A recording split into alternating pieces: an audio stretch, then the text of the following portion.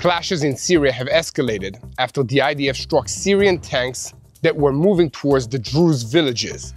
Further afield, Iranian regime officials are confused and frightened as a series of mysterious explosions rocked the country weeks after the end of the 12-day war with Israel. Meanwhile, in the Gaza Strip, the IDF is stepping up the fight against the Hamas terrorist organization, and in the northern sector, the IDF has nearly demolished the very foundation, the village that invented the Qassam rocket. And at the same time, the IDF eliminated the terrorist who had held Emily Damari in his home in Gaza. Speaking of hostages, Hamas is throwing a wrench into the release of the hostages with absurd clashes that they're trying to insist on in the negotiations. Despite these moves, President Trump said on Monday that we are making progress in the Gaza Strip negotiations. Perhaps we will reach an agreement soon. And in Lebanon, the National Army continues to square off against Hezbollah from within, raising the question of when and how the terrorist group will give up its weapons. Welcome to Boots on the Ground. I'm your host, Yair Pinto, reporting about all the truth and bringing you everything you need to know about Israel. For the second time in 24 hours, Israel struck vehicles and forces loyal to the al-Julani regime in Syria that were heading towards Jabal el-Druz in the south of the country, where violent clashes have broken out between the local Druze residents and the Sunni Bedouin tribes that live nearby. The regime said the forces were being deployed to try and break up the fighting, but Israel suspects that they were being sent to help attack the Druze, and Israeli Defense Minister Israel Katz gave a strong warning that we will not allow harm to the Druze. We will not stand by. There are already 89 fatalities reported in the clashes in Syria, and the Druze leadership is appealing to the world, saying we need immediate protection, as explosions and gunfire were again heard early this morning in El Saweda, the Druze stronghold in southern Syria. And speaking of explosions, what is going on in Iran? Some reports are blaming gas leaks, which is possible as Iran has old and poorly maintained infrastructure, but how many times every day do we expect such accidents to occur if they really are accidents? Some people are experiencing doubts, and since the war with Israel ended, Iran has reported almost daily explosions nationwide. A commentator on an opposition outlet said, "The similarity amongst all of these events is beginning to raise doubts amongst the public in Iran." But that's not all that's going on concerning Iran. The standoff between Iran and Israel is entering a new stage of strategic confrontation. The likelihood is increasing that Iran will want to launch a surprise attack against Israel before it can deliver another blow. Though battled and humiliated, and perhaps precisely because of that, Tehran now threatens more than ever. In the Gaza Strip, the IDF is engaging in a wide wave of strikes, systematically working to level the village of Bet Hanun in northern Gaza, as paratroopers, Givati, and Armor advance from different directions to destroy terror infrastructures and fight the terrorists that are still in the area.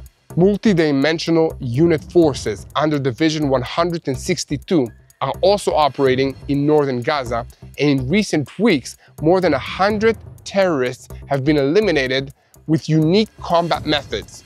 And according to the IDF and the Shin Bet, this includes the terrorist Muhammad Nasser Ali Kunita, who held kidnapped Israeli hostage Emily Damari in his home and infiltrated Israel on the 7th of October. When told the news, Damari said that he was the face of evil, and he's glad to know that he's no longer in this world. However, all this progress comes at a price, as 3 armored corps soldiers were fatally wounded while operating in Jabalia. And amidst all of this kinetic activity in the Gaza Strip, negotiations meant to bring the conflict to an end and free the remaining Israeli hostages continue in Doha, Qatar. With these negotiations in mind, President Trump again clarified that there will soon be a turning point in the hostage deal, while a Hamas source who spoke with the Saudi paper Ashraq al-Awsat said, as expected, that Israel is to blame for the lack of progress. The source said that the talks remain stuck with no advancement and that Hamas is waiting for President Trump to do something. So guys, we have a lot to talk about today, so let's dive into the details. I'm Yair Pinto, and this is your boots on the ground, back in Israel report about what's happening in the land on day 648 of the war against Hamas, Hezbollah, the Houthis in Yemen, the Shia militias in Iraq, and all the other armed groups in this region that are operating under the control of Iran's Islamic Revolutionary Guards Corps, which is the head of the crumbling axis of evil in the Middle East. And a moment before we begin, we want to ask you to help us spread the truth, because there are so many lies going out around the world regarding what's happening in the Middle East and in Israel. So if you want to help us, please hit the share button, leave a like, and leave a comment. And the most important thing is hit that subscribe button so that you never miss another episode of Boots on the Ground. We'll begin as usual in the Gaza Strip. The IDF and the Shin Bet announced on Monday the recent elimination of terrorist Muhammad Nasser el-Kanita, who held Israeli hostage Emily Damari in his home at the beginning of this war. It was also reported that he was part of the military intelligence branch of Hamas's El Furakan battalion, which took part in the October 7th massacre. Damari wrote in response on her Instagram account, "One of many. Yes, there will be many such good news, and may we be reckoned with everyone with God's help. But the real victory will be when Gali, Ziv, and the other 48 kidnapped people return to us. This is what the face of evil looks like, a face I will never forget. So happy to know that he's no longer in our world." Now, turning to reports from the field at the border crossing between Israel and the northern Gaza Strip, columns of bulldozers, excavators, and assorted heavy engineering vehicles have been deployed in the last 24 hours. They are meant to enter into the village of Beit Hanun, which has been the source of many terror attacks against Israel, and demolish all the remaining terrorist infrastructure that Hamas has built there over many years. Paratroopers of Battalion 420 are also preparing for the next operation, and in the meantime are maintaining a routine at the forward post behind the border. In the positions sit soldiers and officers, some observing deep into the territory, others securing the military people.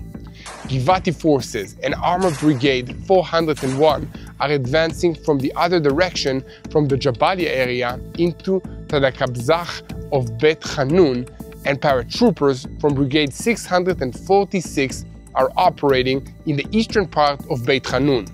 Troops report that the sounds of heavy fighting in the area are clearly heard around the clock, and the fighting in Beit Hanun may continue for several more days as the IDF is determined to put an end to the threats that come from this village against all the Israeli communities in this region of the northern part of Gaza. A symbol of these threats is the notorious Qassam rocket, which was reportedly invented in Beit Hanun and has since become the weapon of choice for Hamas and the Palestinian Islamic Jihad terrorist groups all over the Gaza Strip. Elsewhere, the multi-dimensional unit forces are operating in recent weeks under Division 162 in the Jabalia area of northern Gaza, and in recent days they completed their mission there. The unit acted together with infantry forces using unique combat methods, advanced technological weaponry, and diverse intelligence gathering capabilities. And amidst the force's activities in Jabalia, more than 100 Hamas terrorists were eliminated. In additional operations, the forces located military buildings, weapons caches, and Hamas observation posts, all of which were destroyed. In the northern parts of the Gaza Strip, IDF forces from Division 162 and Division 99 continue to eliminate terrorists and destroy terror infrastructure above and below the ground. And as part of Givati Brigade combat team's activities in the Beit Hanun area, the forces located weaponry and underground routes which were destroyed. In addition, our forces from Division 99 directed airstrikes that eliminated a terror squad that had planted explosives on the routes. However, all this progress comes at a cost, and on Monday, an incident occurred which led to the fatal wounding of 3 soldiers when their Merkava 4 tank was hit in Jabalia. Another soldier was seriously wounded in this incident, and we ask you to join us in praying for their families of these heroes. And speaking of heroes, regular viewers of this program will know that in the past 22 months, Israel has gone through some very rough times. The civilian home front has been under heavy bombardment that has included rockets, drones, and missile strikes from Iran and all its terror proxies in this region. Israeli cities and neighborhoods have been under fire. Homes, schools, and public buildings have been destroyed. Hundreds of people have been hit, wounded, injured, and hurt from all of these attacks. Through all of it, Magen David Adom was there first, treating the injured, evacuating the wounded, and saving lives under fire. Now, the immediate threat may have passed. Maybe the war is coming to an end for now, but the recovery has just begun, and there is still the possibility of renewed attacks and terrorism. Meanwhile, hundreds of people are still in hospitals, communities are still shaken, and Magen David Adom, they are still working, rebuilding, restocking, training, so they'll be ready for whatever comes next. They've given everything, and now it is our turn to give back. So guys, go to savelifeisrael.com. Again, that's savelifeisrael.com, and help Magen David Adom recover, restock, and be ready, because saving lives doesn't stop when the rockets do. Now, we're switching our focus to the northern arena. The IDF spokesperson's unit announced on Monday that the army struck tanks in southern Syria belonging to forces loyal to the El-Julani regime. The IDF strike on the tanks occurred at a delicate time while negotiations were underway on a security agreement between Israel and the new Syrian regime headed by interim President Abu Muhammad al-Julani, who has quietly spoken about a desire to pursue normalization with Israel. Footage of the strikes published by the IDF was accompanied by an explanation that they were carried out in order to disrupt the tanks' arrival in the area and also to prevent the threat developing near the Israeli border. And hours later, additional strikes in Syria were reported between the village of El Mazara and the city of Es-Soweda, where Syrian army forces are advancing, and according to an evening report, they even fired on a Druze village. And amidst all of this kinetic activity, Defense Minister Israel Katz said that the IDF struck targets in Syria as a message and a clear warning to the Syrian regime: we will not allow harm to the Druze in Syria. Israel will not stand by. However, sources familiar with the Israeli-Syria negotiating issues say that, contrary to reports, there are no difficulties in the negotiations. And according to them, there is dialogue between the countries, but it is proceeding at a slow pace. There are many issues on the table, including points sensitive to Israel, demilitarization of the border with Israel, prevention of Iranian presence, protection of the Druze, preventing of weapon smuggling, and other issues. Scattered reports in Iranian-affiliated media spoke of additional Israeli strikes in southern Syria over recent days, but there was no independent verification of these reports. So guys, here at TBN Israel, we will continue to report on every development in Israel's northern arena. And a moment before we continue with updates from the direct war between Israel and Iran, I want to invite you to continue spreading the truth, share, and follow us. And above all, make sure to hit that subscribe button so you never miss another episode of Boots on the Ground. Now, we are switching our focus once again to Iran. where reports of mysterious explosions and unusual incidents in Iran have been on the rise since the end of Operation Rising Lion, also known as the 12-day war against Israel. The explosions have caused extensive damage to residential buildings, civilian facilities, and urban sites, rising through questions both inside Iran and also abroad of the origin of these explosions. On Monday, a loud explosion was reported in the city of Qom, which the authorities said was caused by a gas leak. It's possible that this is exactly what caused this explosion, but maybe not. This is not an isolated case. Beginning at the end of June, a string of explosions occurred in residential buildings in Tehran, amongst others in the Jinbad neighborhood in the northwest of the city and in the Bajal 9 neighborhood.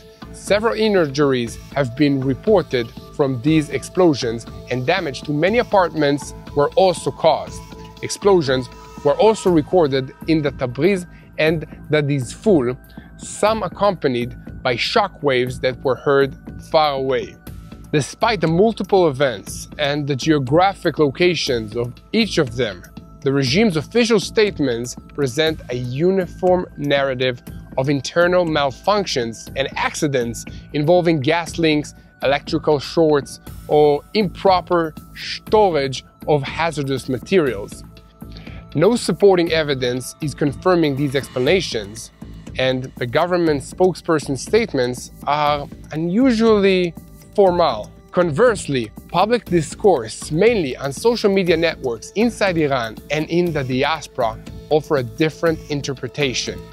Users of X, Telegram, and Instagram speculate that these explosions are the result of cyber attacks or covert sabotage operations carried out by the regime's internal enemies or possibly external enemies. Other speculation has arisen that maybe the regime itself is using the cover of accidents to settle accounts and scores with its own internal enemies, or maybe there are turf wars going on between different departments within the regime. Some comments even recall past attempts of operations such as the explosion at the Natanz nuclear facility in 2020 and attacks previously attributed to the Israeli Mossad. However, it is important to point out that no official statements have been issued by Israeli or international sources directly linking Israel to the explosions. But then again, Israeli security officials have hinted in the past that they will not allow Iran to quickly rebuild its military infrastructure after the fighting, especially in areas that pose a direct threat to the Jewish state. In other words, something is going on out there, and ordinary people like you and I will probably never know the whole story. The intelligence agencies of Israel and of Iran are in a war against each other that is mostly happening in the shadows, and they want to keep it this way so that the rest of us have to make our best guesses about what's really going on. What I can tell you for sure is that Iran came out of the 12-day war battered and humiliated after absorbing blows that included the elimination of a long list of its security chiefs, senior military officers, leading nuclear scientists, and strikes on its nuclear facilities, the security centers, and even symbols of rule and repression centers. Despite all of that, it feels a sense of achievement because of the destruction its missiles succeeded in causing to the civilian neighborhoods and cities in Israel, as well as its ability to maintain a degree of functional continuity during this war. And in the media discourse in Iran since the end of the war, two important focal points can be identified. First, in the question of renewing the nuclear negotiations with the United States of America. In this context, President Pezeshkian is observing criticism from conservative and ultra-conservative circles due to his desire to renew the talks on the condition that Tehran receives a guarantee from the Americans that it will not be attacked again, and due to the trust he still implicitly places in Donald Trump. However, there are also voices speaking of a need to examine more seriously the idea of a preemptive strike against Israel to make it clear to everyone that Iran was not defeated in this war. The step is being considered in light of threats voiced by Prime Minister Netanyahu and Defense Minister Katz. The threats, the editorial says, are to advance an enforcement plan against Iran if it renews its attempts to develop nuclear weapons and its ballistic missile production array. Alongside reports of arms shipments from the United States to Israel since the end of this war, the paper estimated that another Israeli attack on Iran is plausible. Therefore, it called on the regime to prepare to carry out a preemptive strike a day, a few hours, or even just an hour before the Zionist attack on Iran if Tehran's security chiefs conclude that it is indeed approaching. To prepare Iranian public opinion for the implementation of this scenario, the Daily explained that in this way Iran could end the matter of the war and attacks against it once and for all and use this threat to create lasting deterrence. But this is not the only indication that paranoia and nervousness are increasing in Tehran, both in light of the war that damages and following threats by France, Britain, and Germany to support the snapback sanctions mechanism at the United Nations Security Council. This is all that is affecting Iran. Foreign Minister Abbas Araghchi declared in an interview with French media recently that in Tehran's eyes, activation of the snapback would be similar to a military attack.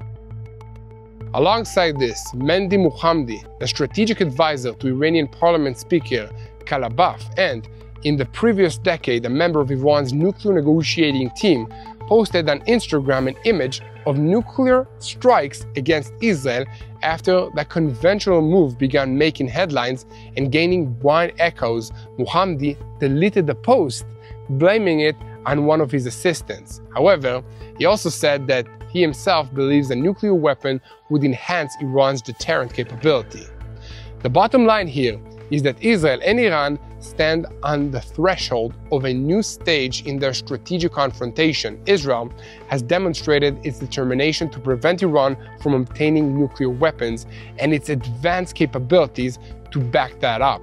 Iran, for its part, is suspicious and revenge-minded and on edge, as can be seen from the erratic behavior and statements of senior regime figures against Israel. It is also important to remember that after its war with Israel ended, the Iranian foreign minister announced that his country had not agreed to a ceasefire but to a halt in attacks against Israel if the latter stopped its attacks. Hence, it seems the likelihood of a miscalculation on Iran's part and, consequently, of a sudden missile attack on Israel is increasing. With that in mind, Israel's main challenge in this new phase is to combine high intelligence vigilance with strategic coordination with the United States in order to thwart any Iranian attempt to equip itself with nuclear weapons and to prevent a miscalculation that would lead to the renewal of war in one or another. And at the same time, it must obtain as accurate an assessment as possible of the damage suffered by Iran's nuclear program in order to plan the next steps against it.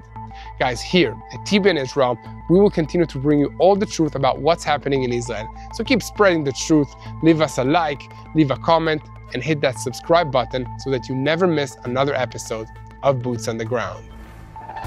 Now, we're switching our focus once again to the diplomatic front, as United States President Donald Trump is once again optimistic about reaching a hostage deal and a ceasefire.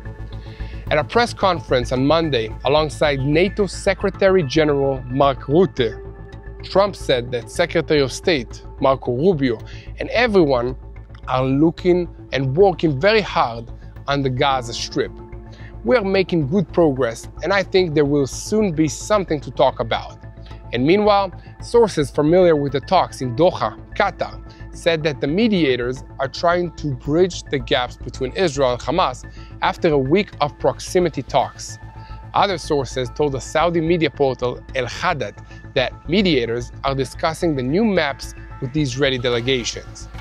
Those maps are in fact the core of the discussion in Doha and present the main obstacle preventing any deal. Let me explain. As part of the talks, Israel presented the mediators with new withdrawal plans from the city of Rafah in the southern part of the Gaza Strip bordering Egypt. At this stage, intensive talks are underway, including representatives from Egypt, which has a direct interest in the event taking place in Rafah. The IDF, for its part, while continuing the fight against Hamas, is trying to give maximum flexibility for the political echelon in the hostage negotiations. Meanwhile, American sources familiar with the hostage issue told their families that Prime Minister Benjamin Netanyahu succeeded in convincing President Trump to give him another week for the deal to bring him closer to the end of the summer session of the Knesset, the Israeli parliament. The sources said that Trump is fed up with the war in the Gaza Strip, but Netanyahu managed to buy a little more time. It is unclear what he paid in return for this, but the proof is that Special Envoy Steve Witkoff has not yet arrived in Doha to wrap things up. The sources added that Witkoff is devoted to the hostage issue and cannot sleep at night as it pains him with every day that passes. And meanwhile, Ron Dermer, the Minister of Strategic Affairs and a close associate of the Prime Minister, said, "We want to bring all the hostages home. This touches the Israeli ethos. We are committed to bringing everybody back, and good intentions are irrelevant. The question is whether we are able to bring them home or not. We have excellent intelligence on our enemies, more than the intelligence that they have on us, and they feed off the Israeli media.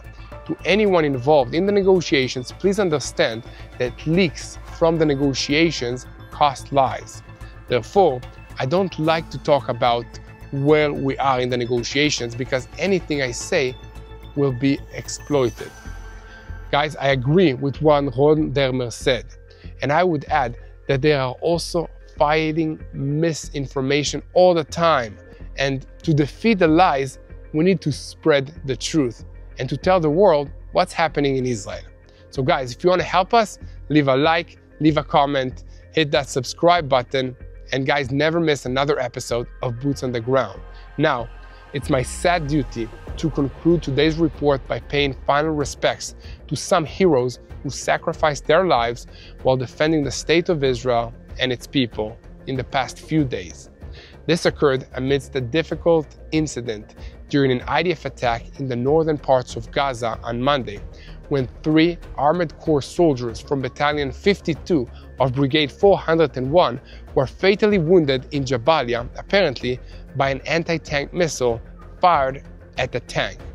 The fallen are Staff Sergeant Shaim Manchem, 21 years of age, from Moshav Yardena, Sergeant Shlomo Yair, 20, from Efrat, and Sergeant Yuli Factor, 19, from Rishon LeZion.